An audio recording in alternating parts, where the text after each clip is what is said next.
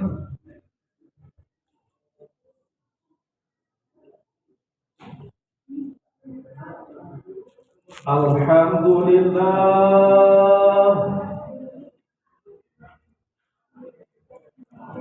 alhamdulillahilladzi nahmaduhu wa nasta'inuhu wa nastaghfiruh wa na'udzu billahi min shururi anfusina wa min sayyiati a'malina.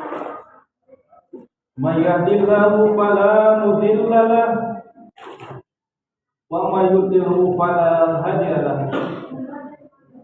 Asyhadu an la ilaha illallah wahdahu la syarika lahu wa asyhadu anna Muhammadan abduhu wa rasuluhu la nabiyya ba'dah. Allahumma shalli wa sallim ala sayyidina Muhammad wa ala alihi wa sahbihi wa mawala. Amma ba'du fa ya ibadallah, ya ayyuhalladzina amanu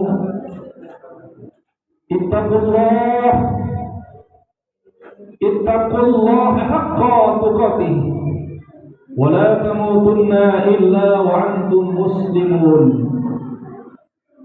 Faqala Allah ta'ala fil kitabil karim, a'udzu billahi minasy syaithanir rajim.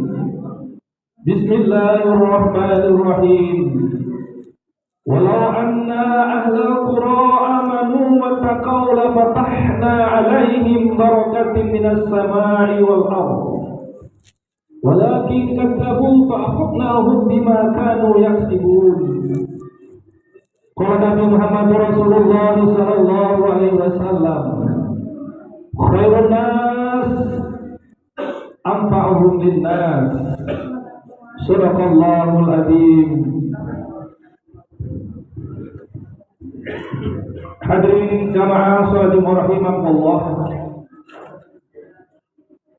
Sebelum kita melanjutkan khutbah ini, kami mohonkan kepada adik-adik untuk ditertibkan, jangan ada main-main, jangan ada yang lari-lari di jalan, di belakang karena mengganggu rukun khutbah kita. Mohon kepada abangda, mohon adik-adik di belakang ditertibkan, jangan lari-lari, jangan main-main. Ya, suruh duduk tertib. Dan ketika khutbah dibacakan atau khatib membaca khutbah, maka kita dilarang untuk bercakap-cakap. Apabila kita khatib sedang berkhutbah, ada kita bercakap-cakap, maka sia-sialah amal ibadah kita. Hadirin jamaah salat rahimakumullah.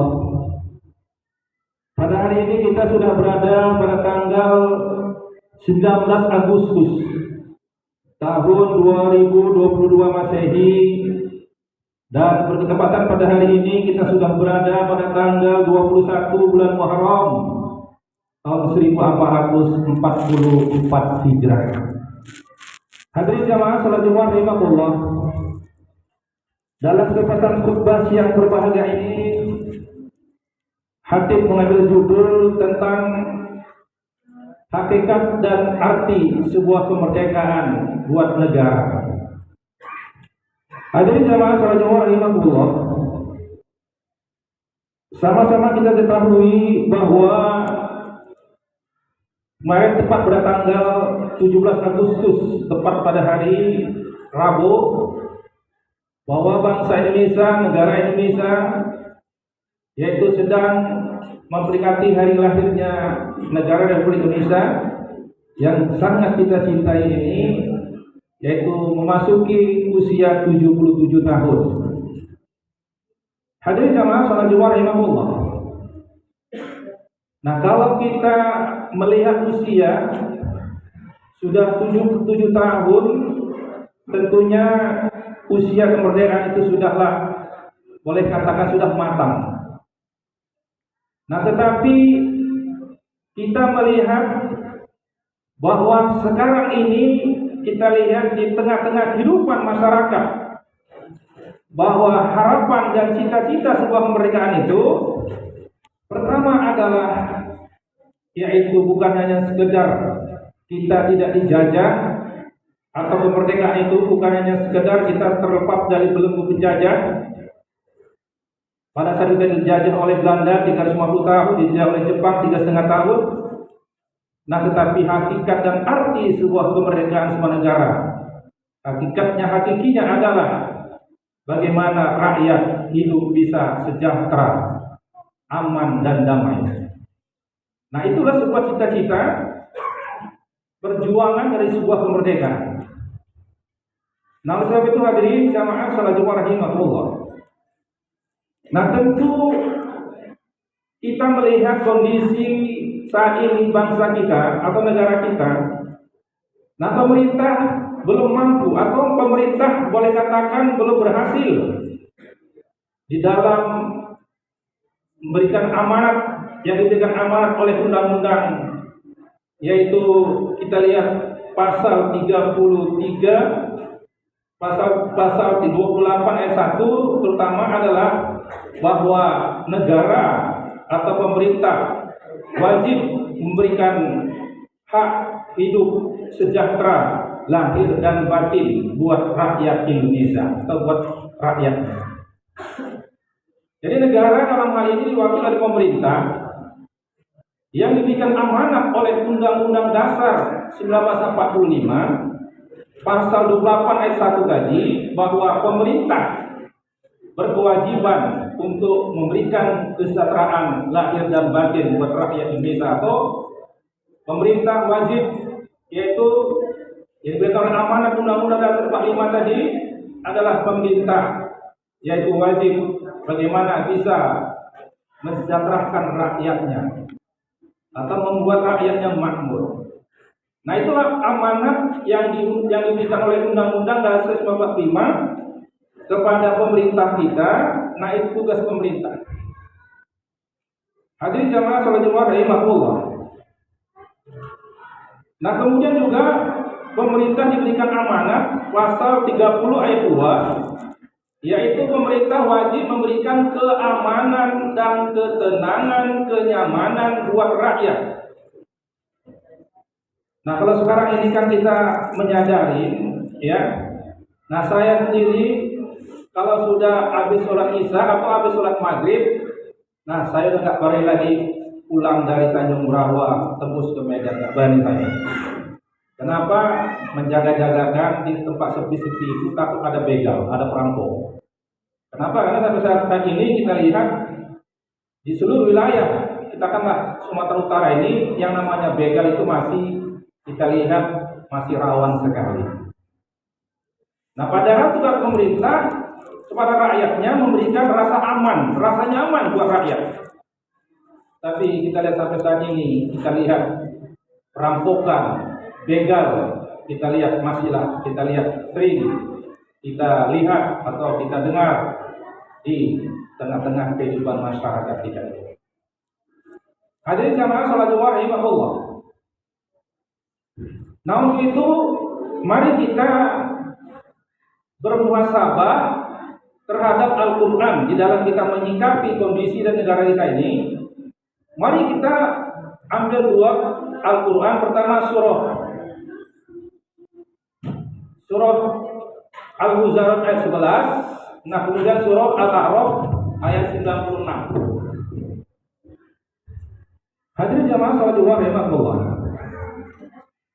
Nah, melihat kondisi bagaimana keadaan rakyat saat ini, maka kita sebagai rakyat kita tidak boleh kita berputus asa.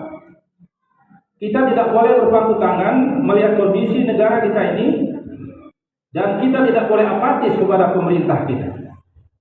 Karena pemerintah itu ada batas dan waktunya. Nah, presiden 5 tahun, menteri 5 tahun, gubernur 5 tahun. Nah, itu kita ikat dengan adanya kita lihat pergantian presiden, pergantian menteri. Kita harapkan setelah berganti presiden, kita harapkan akan melahirkan kemakmuran buat bangsa negara kita ini. Hadirin jamaah salat Jumat rahimahullah. Nah, pertama kita lihat bahwa arti kemerdekaan itu juga secara hakikatnya bukanlah berarti kita bebas, ya segala-galanya berbuat sesuatu, atau kemerdekaan itu adalah bukanlah kita harus ya hanya tergantung kepada pemerintah. Kenapa? Karena kalau kita yaitu pertama kita lihat mengartikan kemerdekaan itu adalah kebebasan dari segala-galanya, nah itu merdeka yang kebablasan namanya. Kita merdeka, tapi kita juga harus tunduk dan patuh kepada peraturan undang-undang negara dan bangsa kita ini. Hadirin jamaah salat Jumat rahimakumullah.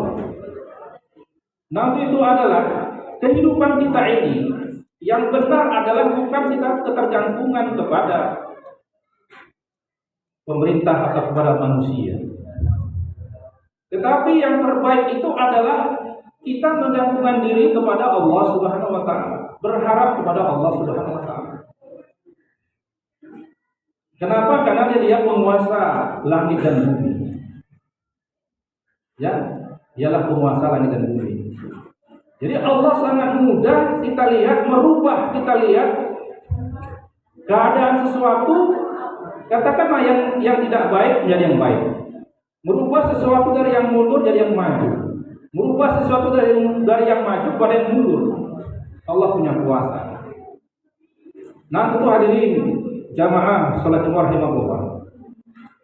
Nah, di dalam menyikapi arti sebuah kemerdekaan ini, nah pertama mari kita lihat bermuhasabah kepada Al-Qur'an surah Al-Huzarat ayat 11. Allah menyatakan, "A'udzubillahi minasyaitonir rajim. Innallaha la yughayyiru ma biqaumin hatta yughayyiru ma bi anfusihim." Nah, kata Allah, Allah tidak akan merubah nasib sebuah kaum kalau tidak kaum itu yang berubahnya sendiri. Nah, oleh sebab itu hadirin jamaah salat Jumat rahimakumullah. Nah, ternyata kita lihat perubahan sebuah negara itu terletak di tangan rakyatnya.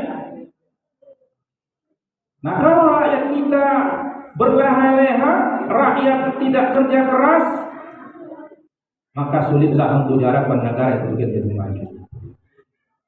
Dan pemimpinnya harus kita lihat pemimpin yang amanah, pemimpin yang sidik, tablik dan patona. Dan kita rakyatnya, rakyat yang patuh kepada aturan dan undang-undang sebuah negara. Nanti hadirin jamaah salat Jumat rahimakumullah. Nah, jelas tadi kalau kita ingin merubah nasib kita, maka kita lain yang merubahnya sendiri. Ya, artinya kita lihat Allah telah memberikan kesempurnaan buat kita rakyat Indonesia ini. Nah, kita lihat negara Indonesia, wilayah Indonesia, negara yang subur, negara yang gemah rifah, loh jenawi, tentang Kertora Harjo. Nah, tetapi kalau rakyatnya tidak kerja keras, maka beginilah hasilnya yang kita dapati. Nah, coba kita lihat seperti negara Jepang, mereka itu tiada hari tanpa bekerja. Time is work, waktu adalah untuk bekerja. Sehingga kita lihat betapa pesatnya kita lihat negara Jepang itu maju di dunia ini. Kenapa? Karena kita lihat mudah-mudinya rakyatnya kerja keras dan rajin getol menuntut ilmu. Sehingga wajar kita lihat negara Jepang itu sangat maju sekali perkembangan kehidupan manusianya dan negara.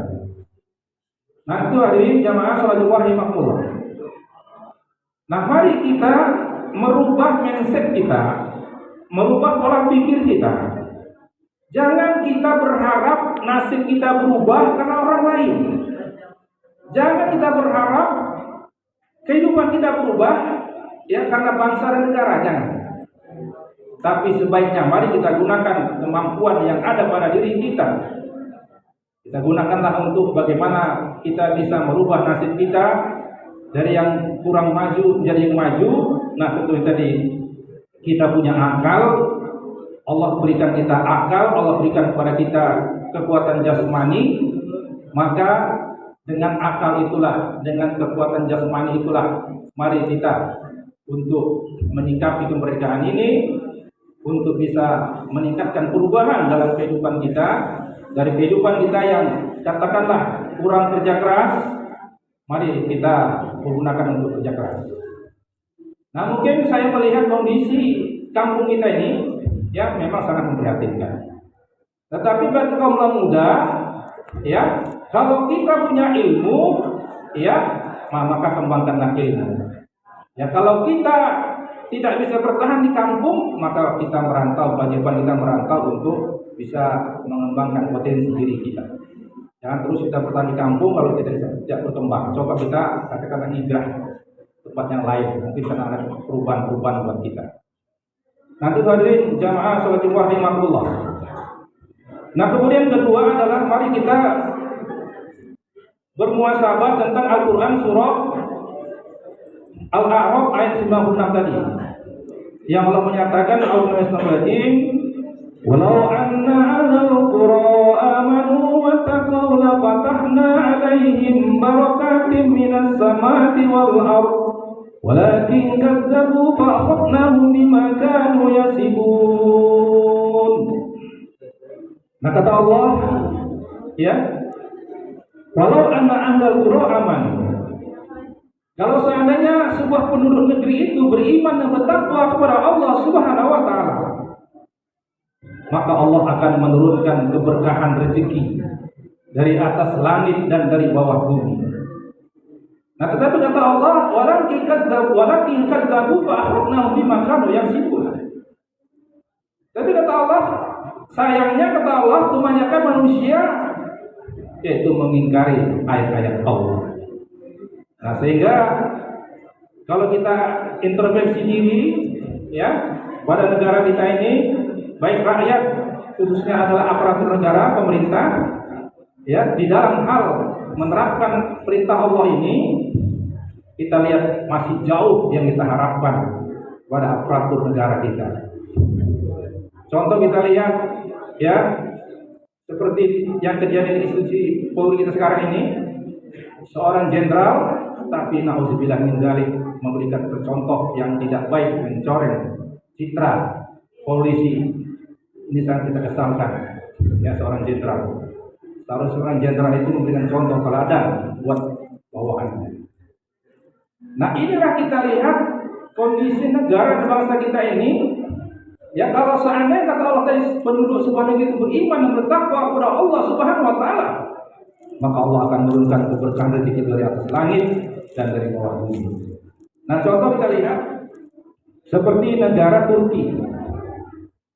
Kita lihat sekarang ini negara Turki itu 10 tahun dipegang oleh Erdogan.